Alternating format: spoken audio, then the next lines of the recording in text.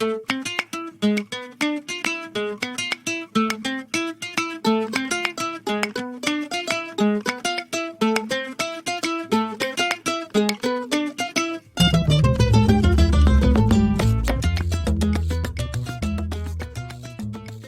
mon pompon. Avant de commencer, oui, j'ai encore honteusement pompé sur 2 heures de perdu pour le titre. Ne me criez pas, leur celui-là qu'a les lunettes pour désigner Harry Potter est entré dans mon langage courant. Après toutes ces années, j'y peux que pouic. Bon, voilà, c'est dit.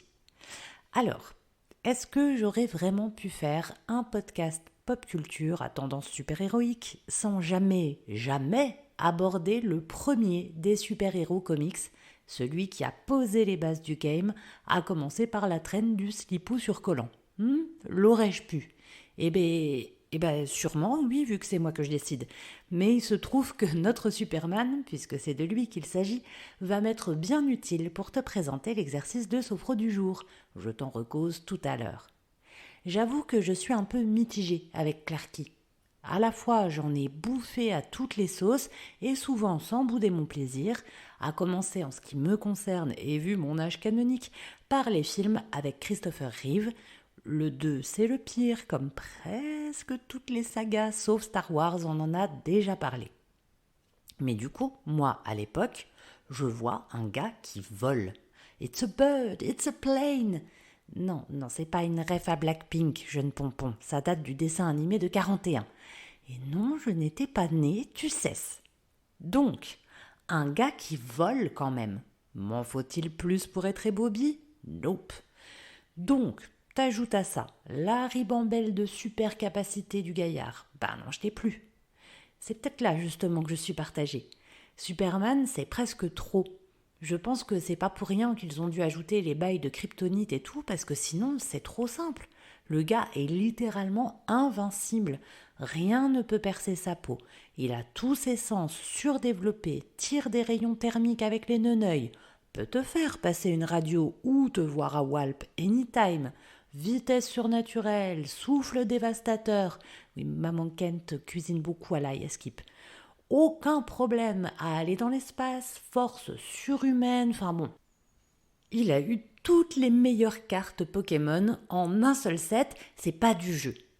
Alors, en vrai, il fait face à d'autres types de difficultés, on va y revenir. Mais disons que sur le papier, c'est pas un héros pour lequel j'arrive facilement à développer de l'empathie, parce que c'est too much. Tu noteras que je t'avais déjà fait part de cette même réserve personnelle au sujet de Thor. C'est pas impossible que ceux qui ont tout eu à la naissance me triggerent un peu. Bon, écoutez, je travaille dessus. Toujours est-il que des films aux différentes séries, petite dédicace à ma maman avec qui on regardait assidûment Lois et Clark en mode plateau télé, je suis restée à la fois captivée par l'univers et finalement peu séduite par son héros central. D'autant que le carré absolument iconique de Terry Hatcher à l'époque pompait la moitié de mon attention. Donc, autant te dire que quand Batman vs Superman est sorti, j'aurais fait un scandale si Batman n'avait pas pris le dessus. Même si Bruce Wayne est 1000 fois plus né avec une cuillère en platine dans la bouche que ce bon Clark, qu'ils sont tous les deux orphelins et protecteurs de 2 villes imaginaires, l'un Metropolis, l'autre Gotham City, que c'est pas pour rien qu'il y a eu pléthore de crossovers au vu de tous les points de comparaison qu'on peut mettre en avant. Comment se fait-ce que j'adore l'un tandis que l'autre me laisse assez insensible alors? Déjà, à mes yeux, l'intérêt principal qu'on peut trouver à leurs nombreuses confrontations, c'est le même principe que David et Goliath. On va y revenir aussi, mais Clark Kent n'est pas un humain, là où Batman, tout milliardaire qu'il est fait de chair et de sang, est très vulnérable. Il n'a aucun super pouvoir à part la moula. Or, il est présenté d'une manière extrêmement humaine dans sa psychologie trouble et ombrageuse. Là où Superman semble uniquement bon comme un Bouddha, on le voit bien dans la différence de couleur et d'atmosphère des deux univers. Superman aurait-il le défaut d'être lisse comme le serait un masque de plastique imitant l'être humain ?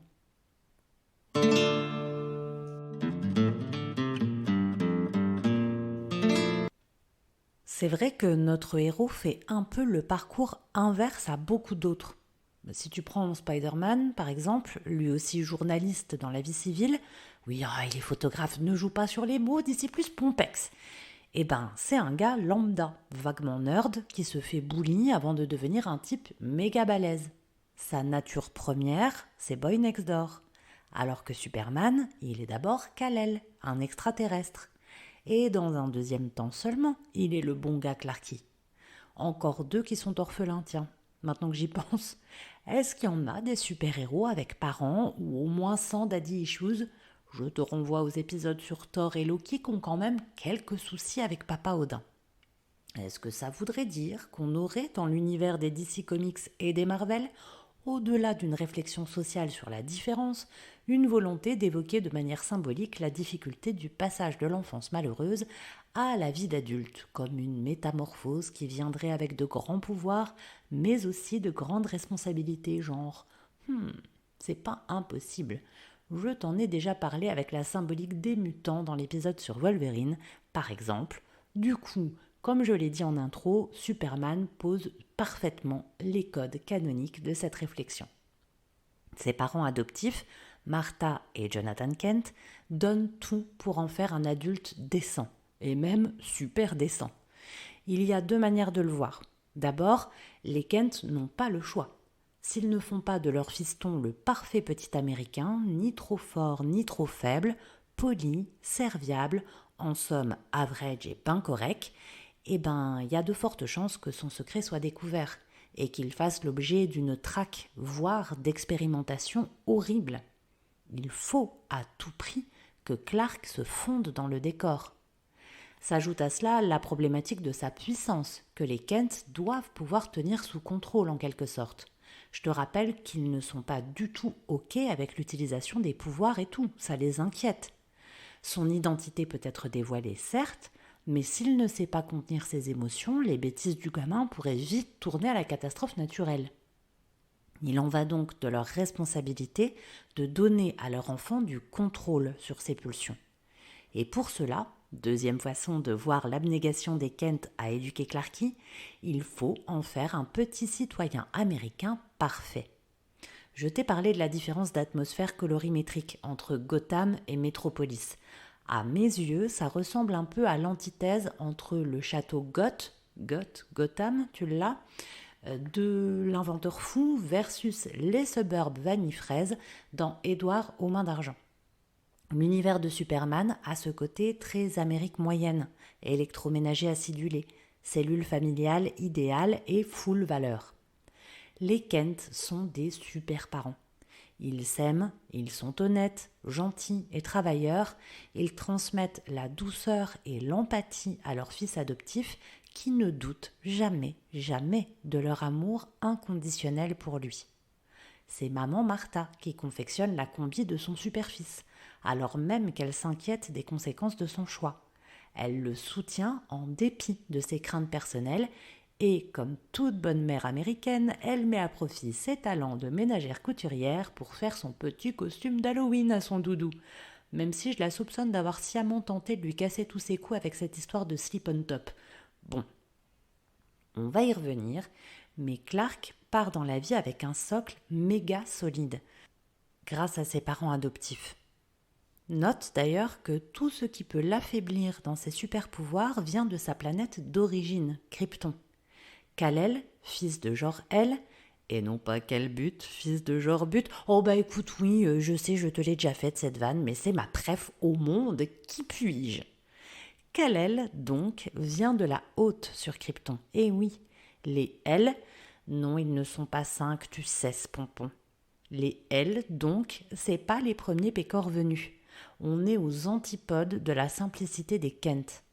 Or, c'est bien tout ce qui lui vient de ce monde, physiquement avec les kryptonites de différentes couleurs, mais aussi psychologiquement avec l'inconnu de ses origines qui affaiblissent notre héros. Il est doté de pouvoirs exceptionnels car il vient d'ailleurs, et pourtant être alien le rend vulnérable quand son humanité semble l'ancrer.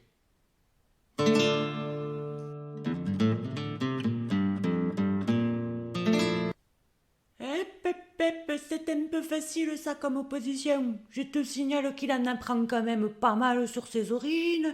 Les L, ils ne l'ont pas laissé sans rien quand même, ce pauvre petit. Oui, oui, Cathy. Bien sûr, j'ai un peu grossi le trait. J'allais y venir. En réalité, et d'ailleurs, ce sont les gentils Kent qui l'ont un peu empêché de le découvrir plus tôt, en réalité, toute son histoire et la preuve de l'amour de ses parents biologiques sont arrivées avec lui sur Terre. Dans son petit vaisseau berceau, Kal-El pourra déjà retrouver le S qui deviendra le symbole de son identité surnaturelle. Et plus tard, de différentes manières selon les versions, il tombera sur la clé USB répondant à toutes ces questions. Oui, je sais, Kachi, c'est pas une clé USB, je déconne. Il y a deux aspects. Le côté, entre guillemets, historique, qui on est, c'est quoi ta planète, pourquoi elle va être détruite, comment on te sauve, tout ça, c'est déjà énorme pour quelqu'un qui n'a aucune ressource disponible sur Terre pour lui expliquer ce qu'il était. Mais ce qui est très intéressant, en plus, ce sont les circonstances dans lesquelles il fait cette découverte, le lieu qui est corrélé et la représentation paternelle qui est développée. Alors, déjà, les circonstances. Encore une fois, comme toujours dans ce type d'univers, il y a plein de versions qui apportent des ressorts et des visions différentes. Je garde celles qui, moi, m'ont frappé ou bercé ou me restent comme participant majoritairement au lore supermanesque. Ok ? Ne me tombez pas dessus, vous allez vous faire mal de toute façon. Dans les films avec Reeve, c'est la mort de Jonathan Kent, son père adoptif, qui plonge Clark dans un profond désespoir et qui le pousse à s'éloigner du monde, à partir en quête initiatique. C'est là qu'il va trouver les clés d'une nouvelle connexion avec son père biologique. C'est une très belle histoire de double deuil, de crise identitaire et de passage de relais d'un paternel à l'autre. Deuxièmement, le lieu, la forteresse de solitude. En plein Arctique, en milieu hostile à l'humain, froid, blanc immaculé, loin des couleurs criardes des hommes et du bruit constant de métropolis, notre héros vient recharger les batteries et être pleinement lui, sans masque, sans sourire poli, sans restriction de sa puissance. Ce lieu est un écho parfait à sa situation. Kal-El est seul, désespérément. Je parle avant l'arrivée d'autres zozos kryptoniens, bien sûr. Tu imagines, mon pompon, il n'y a personne au monde qui est ce que tu es. Personne qui sent comme tu sens, qui voit comme tu vois. Personne qui perçoit le monde à ta manière. C'est horrible. Paradoxalement, le fait de se retrouver seul met au moins un peu de distance avec les autres qui lui crient sa différence au visage en permanence. Je ne te cache pas qu'en tant qu'introverti, la forteresse de solitude, pour moi, c'est le goal ultime. Mais passons, j'ai mon vaisseau, c'est déjà pas si mal.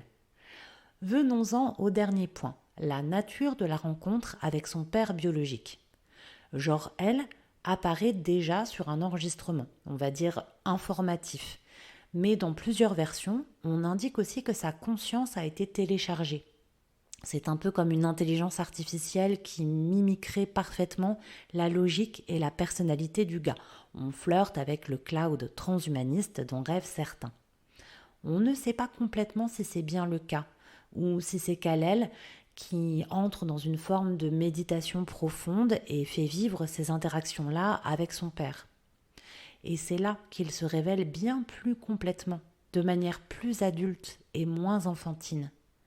Clark a besoin de ces deux socles pour convoquer ses forces, sa puissance physique, mais aussi sa stabilité psychologique, son aliénité comme son humanité. Il a besoin de rappeler en lui ces deux identités pour incarner la dernière, celle de super-héros. Et pour cela, il utilise toujours le même rituel. 3 gestes qui reviennent, mythiques, toujours les mêmes.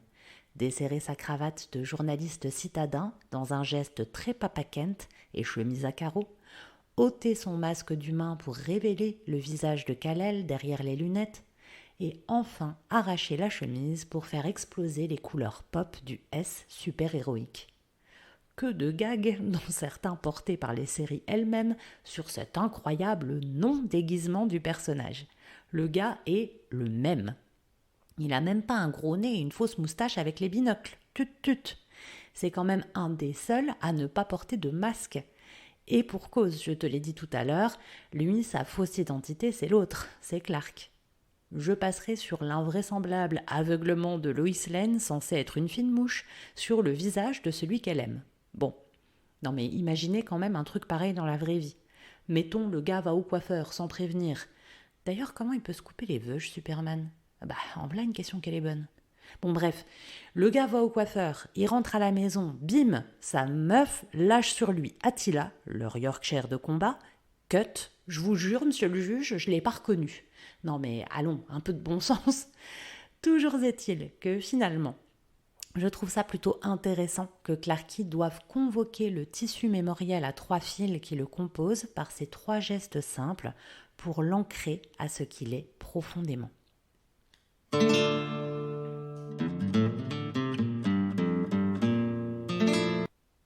Finalement, même Superman semble avoir besoin de regagner en confiance et de se souvenir en fait de ses capacités à faire les choses et à les faire pour les bonnes raisons, avec les bonnes valeurs. Aujourd'hui, j'ai choisi ce personnage pour te parler d'une sophronisation qui utilise un geste pour ancrer un souvenir et les sensations d'un souvenir précis. On a souvent évoqué des exercices qui passaient par le mot. Je t'ai souvent dit que exprimer, nommer les choses, c'était essentiel pour l'être humain, parce que c'est souvent comme ça qu'on fait exister le concept, en fait, qu'on le rend intelligible à soi-même. Mais le geste, c'est également très important. Alors on avait déjà fait une sophronisation, celle de Batman, qui consistait à vaincre sa phobie, où il fallait que la personne fasse un geste, mais là c'était un geste de signalement, c'était pour signaler au sophrologue ou à la sophrologue de passer du mauvais scénario, entre guillemets, au scénario rassurant. Ici, le geste de cette sophronisation, il est totalement différent. C'est un geste qui va permettre d'entrer dans la mémoire sensible dont je t'ai déjà parlé pour le coup. Je t'ai déjà expliqué à quel point en fait notre corps est un formidable gardien de nos souvenirs, bien plus parfois que notre conscience accessible. C'est exactement, je te le redis encore, ce qu'expliquait très bien Proust avec son histoire de Madeleine. C'est par le goût que le souvenir existe en lui et cristallisé quelque part à l'intérieur de lui-même, alors que consciemment, ce souvenir ne lui était plus accessible tel quel. En tout cas, le dossier était perdu dans les tréfonds de sa mémoire. Là, ce qu'on vient essayer de faire, je te rappelle que la sophrologie, c'est une technique psychocorporelle, donc on pense que les deux sont liés, c'est justement venir ancrer par le corps la prise de conscience de certains ressentis, la prise de conscience qu'on a déjà vécu certaines expériences. Le but, c'est par ce geste de rendre son imprégnation dans ton corps et dans ta prise de conscience concrète, voire de pouvoir le reconvoquer, cet état, beaucoup plus facilement à l'aide de ce geste. C'est pourquoi je conseille, moi, très souvent aux sophronisés de choisir un geste à la fois discret, mais pas complètement habituel. Souvent, je donne comme exemple le fait de mettre son pouce à l'intérieur de la paume de sa main et de refermer les doigts dessus. C'est un geste très simple, très discret, qu'on peut faire dans n'importe quel type de situation, mais qu'on ne fait pas comme ça sans y penser au quotidien. C'est pas, par exemple, comme passer sa main, ses cheveux derrière l'oreille, remonter ses lunettes pour revenir à l'un des attributs de Clark Kent. Ça, c'est des choses, si vous voulez, où le souvenir associé, le ressenti associé va très vite s'effacer, puisque c'est quelque chose qu'on fait très régulièrement dans plein de situations. Il faut quand même trouver un geste qui soit et discret et pas quotidien, pas automatique. Donc, si tu as suivi les épisodes précédents, tu te doutes, puisque j'ai parlé de souvenirs, là il s'agit de reconvoquer un souvenir précis qui met en jeu ce qu'on veut retrouver, une capacité dont on souhaite reprendre conscience,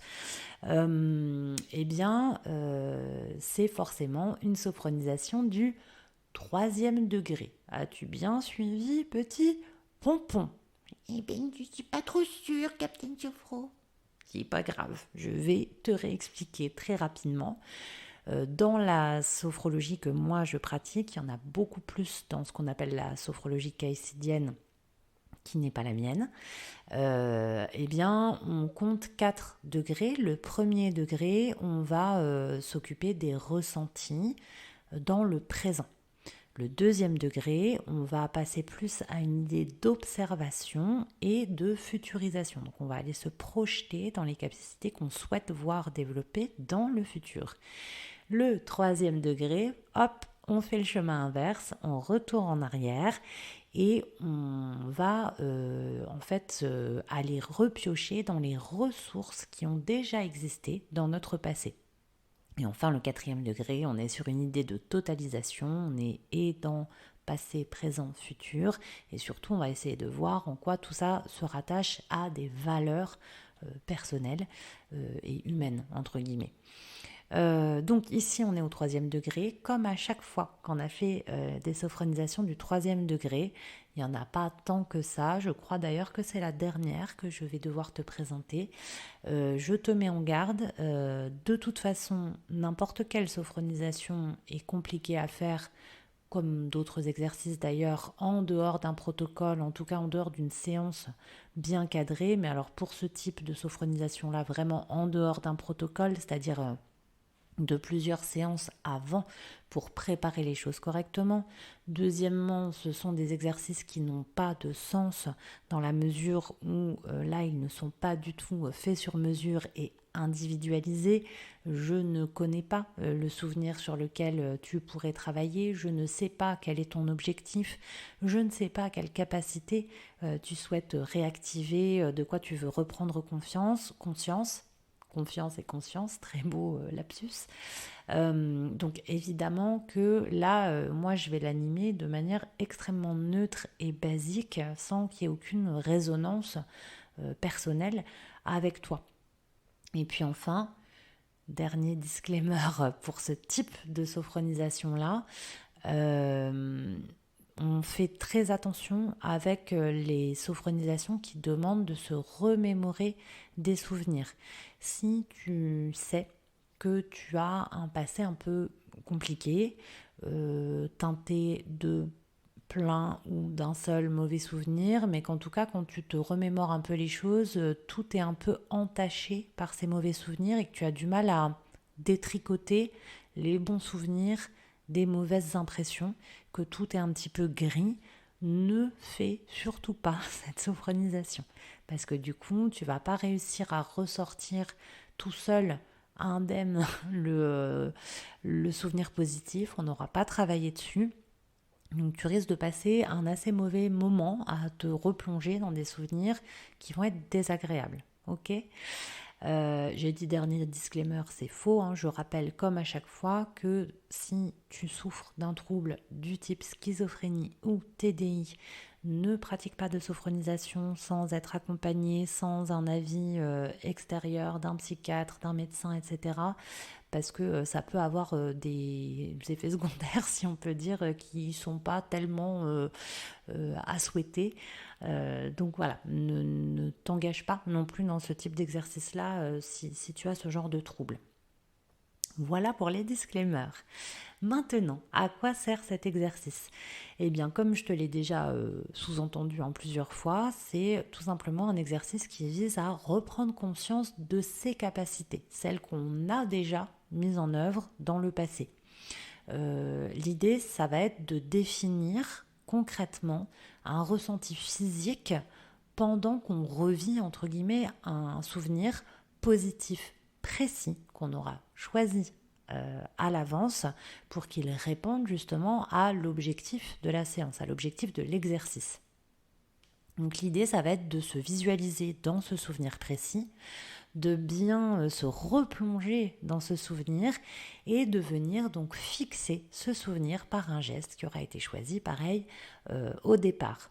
On va donc se questionner sur les différents ressentis corporels avant de venir les ancrer complètement par un exercice respiratoire que j'ai déjà fait souvent avec toi. Le mot qui revient tout le temps pour les intentions, c'est de réactiver.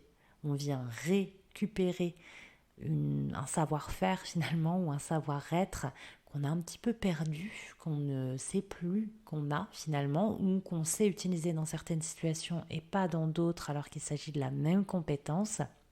Et ça va nous permettre de se souvenir psychologiquement et physiquement de ce que c'est d'être dans cet état de capacité pour 3 petits points, l'objectif. Donc ça peut permettre de travailler sur retrouver une forme de vitalité, du calme, prendre du recul, travailler à sa concentration. Et puis même dans la deuxième phase, on va pouvoir travailler la confiance en soi, l'adaptation, le fait d'être fier de soi, de gagner en motivation, en détermination. On peut aussi travailler la capacité à s'endormir. Il y a des gens qui viennent en disant oh, de toute façon, je n'ai jamais réussi à dormir, j'arrive jamais à dormir. En fait, quand on remonte un petit peu, il y a eu toute une période où le sommeil ne posait pas de problème.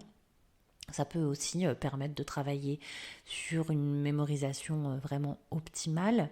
Et puis évidemment, tout ce qui est se figurer la réussite, la meilleure performance, pour ce qui est de refaire confiance à son métabolisme, par exemple, venir le renforcer. Donc c'est vraiment un exercice qu'on peut utiliser à plein de sauces différentes, si on peut dire. Alors pas tellement pour l'idée de canaliser les pulsions, chasser les tensions, les douleurs, les phobies, etc. etc. C'est plutôt là quelque chose qu'on vient reprendre, on vient se recharger d'une énergie positive qui répond aux besoins exacts qu'on a face à telle ou telle situation. Voilà pour cette sophronisation qui est, ma foi, très efficace en général, puisque là, elle part extrêmement concrètement d'une expérience réelle, d'une expérience empirique qu'on revit et qu'on vient replacer de manière très concrète, encore une fois, dans le corps et dans l'esprit. Donc ça fonctionne extrêmement bien, c'est pour ça qu'on l'utilise quand même pour pas mal de cas. Aujourd'hui, si tu sais que tu es capable de te souvenir d'un souvenir précis, de souvenir d'un souvenir, super les répétitions, de te rappeler d'un souvenir précis et positif sans le voir noirci par d'autres souvenirs.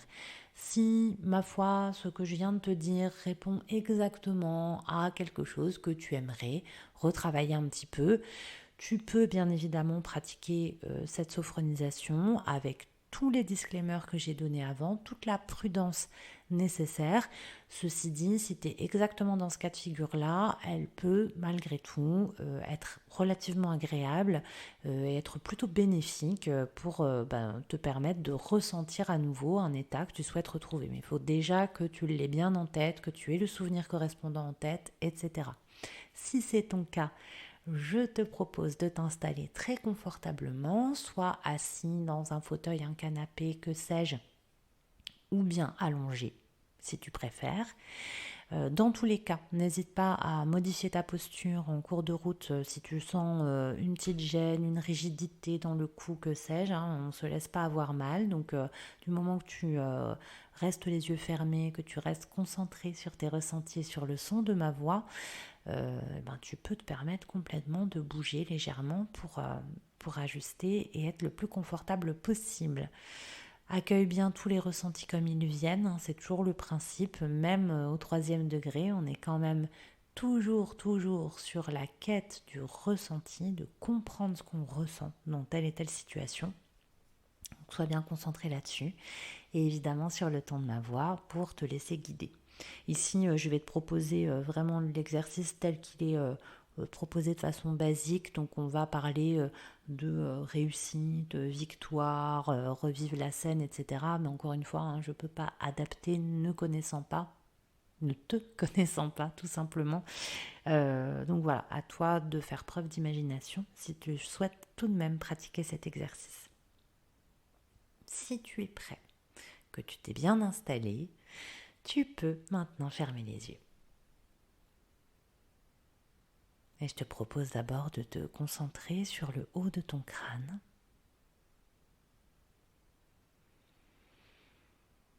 Essaye de l'imaginer qui s'étire et se lisse. Imagine ton cuir chevelu gagner en espace, s'étirer jusqu'aux oreilles. Laisse ton front se lisser lui aussi.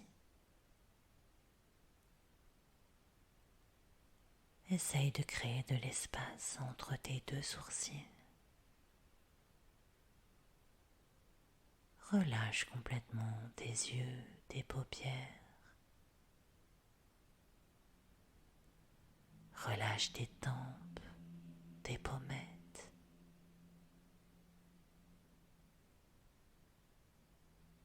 Laisse aller les ailes de ton nez. Porte toute ton attention à ta respiration.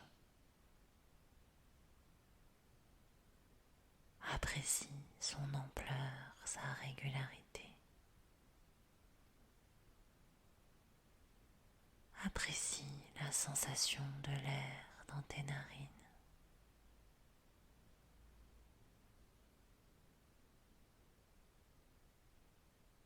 Et relâche maintenant tes mâchoires, tes lèvres.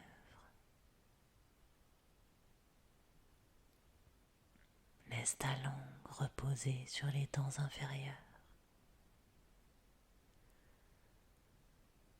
N'oublie pas que tu peux avaler normalement à tout moment.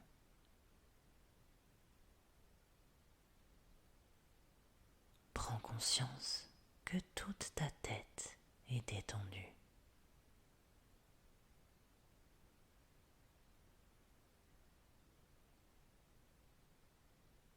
Laisse maintenant cette sensation de détente parcourir ta nuque. Laisse les muscles de ton cou s'étirer doucement. Sens tes épaules s'assouplir légèrement.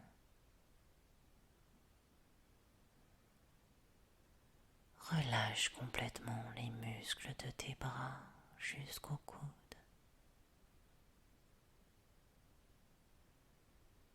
Laisse tes avant-bras se reposer lourds jusqu'aux poignets.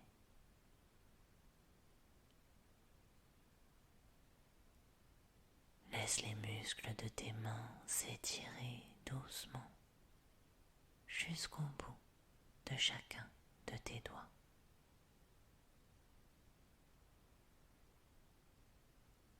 Prends conscience que tes membres supérieurs sont relâchés.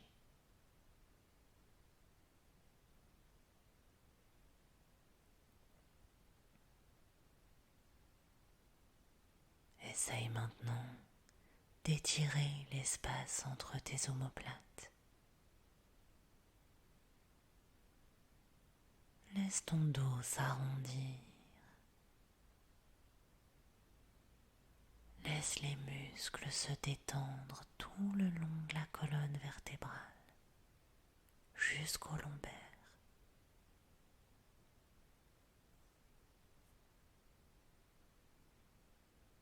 Concentre-toi maintenant sur ta respiration dans la cage thoracique.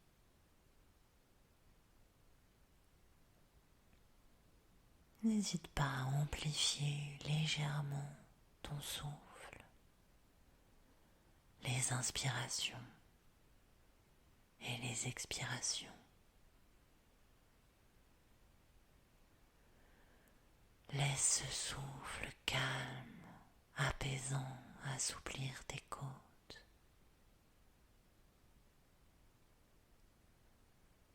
Laisse ton torse s'abaisser légèrement. Sens ton ventre se dénouer doucement.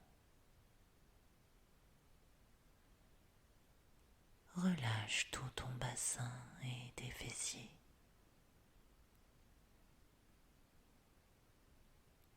Prends conscience que tout ton buste est relaxé.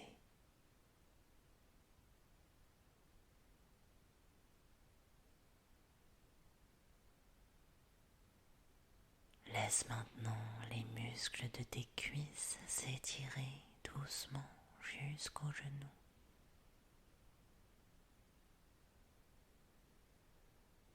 Sens tes mollets s'assouplir doucement. Laisse cette détente glisser le long des tibias jusqu'aux chevilles.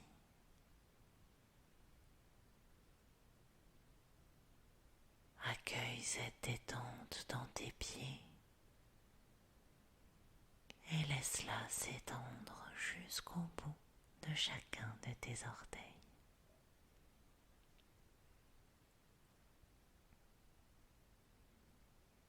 Prends conscience que tout le bas de ton corps est relâché.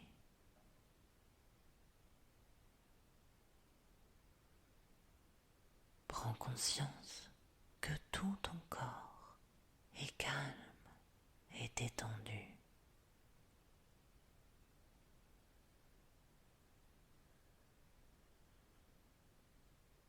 Je te propose maintenant de te souvenir d'un moment de réussite précis.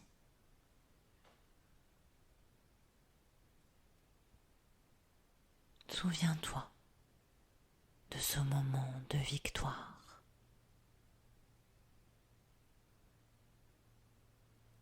Prends le temps de revivre pleinement cette scène.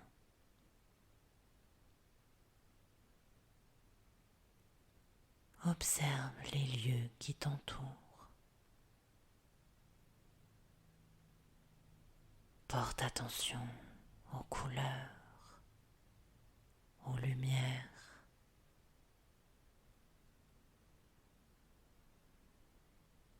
Observe les personnes autour de toi s'il y en a.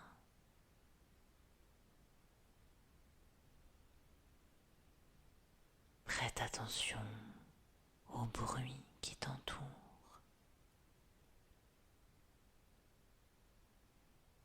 Entends les voix ou les rires.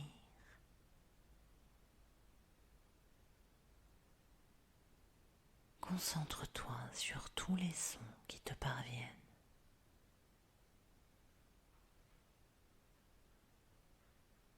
Laisse-toi envelopper par les odeurs de ce lieu. Sens à nouveau les parfums qui t'environnent.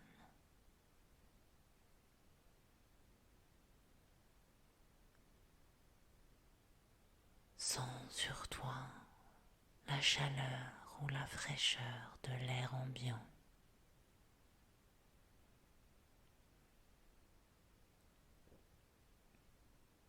Prends conscience de tous ces détails.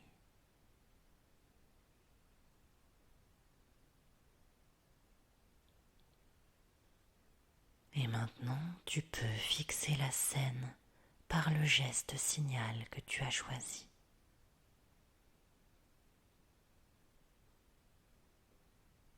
Concentre-toi à présent sur tes sensations physiques.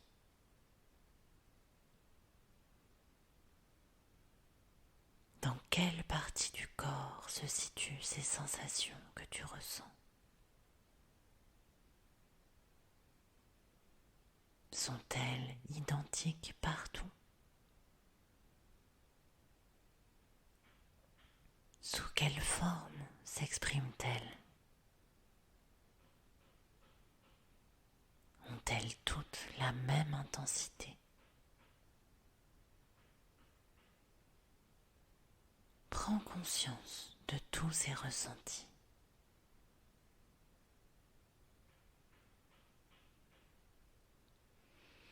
Je te propose à présent de t'imprégner encore plus de ces ressentis. Pour cela, à mon signal et à mon signal seulement, tu prendras une longue inspiration par le nez. Tu bloqueras ta respiration en pensant très fort à ces ressentis. Puis tu souffleras fort par la bouche pour les diffuser partout dans ton corps.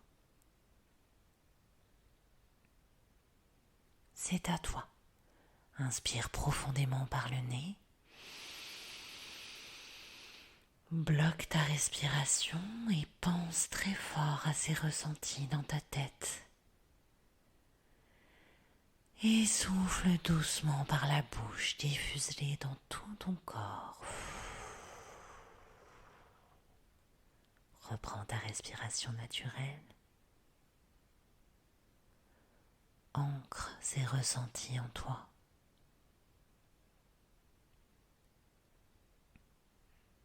Prends conscience du positif gravé dans ton corps.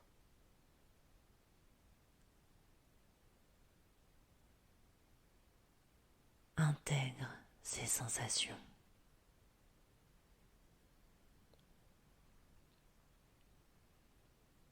Souviens-toi que ces sensations sont présentes en toi. Pense à les activer dans ton quotidien.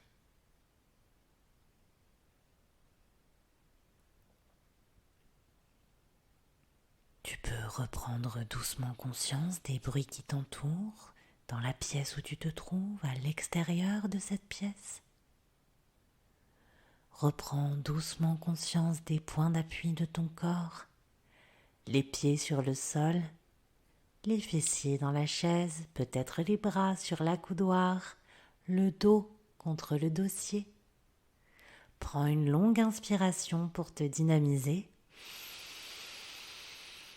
et souffle fort par la bouche.